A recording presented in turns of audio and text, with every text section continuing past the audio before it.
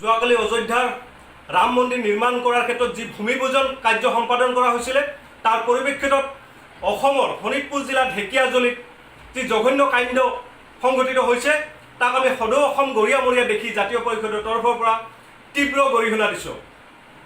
এইখিনি সময়ত শোণিতপুৰ জিলাবাসীক মই এটা কাতৰ আহ্বান অনুৰোধ কৰিছোঁ যাতে তেওঁলোকে সকলোৱে হাতত হাত থৈ ধৈৰ্য আৰু সংযম সহকাৰে সকলোৱে মিলিজুলি আগুৱাই যায়, নিজৰ মাজতে যেনে ভাতৃঘাতী সংঘাত নকৰে।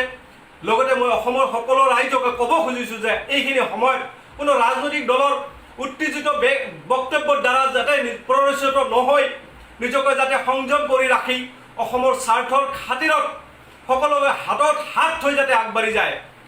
লগতে মই এইখিনি সময়ত বিজেপি চৰকাৰৰ কিছুমান বিধায়ক, কংগ্ৰেছী বিধায়ক বা AIDFৰ বিধায়ককে সকলো পক্ষকে ৰাজনীতি নকৰিবলৈ আমি দাবী কৰিছোঁ, যাতে এইখিনি কাটৰ সময়ত কোনোৱে ৰাজনীতি নকৰে আৰু অসমৰ ৰাইজৰ মাজত, অসমৰ ভাই ভাইৰ মাজত যাতে কাজিয়া লগাই নিদিয়ে।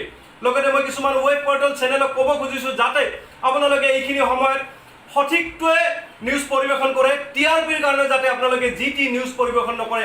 আপোনালোকৰ নিউজৰ দ্বাৰা মানুহ প্ৰভাৱিত হয়, অসমৰ চুকে কোণে মানুহৰ নিউজ চাই, আৰু গতিকে সকলো নিউজ চাই মানুহবিলাকে যাতে বিভ্ৰান্তিত, মানুহবিলাকে যাতে বিপদে পৰিচালিত নহয়।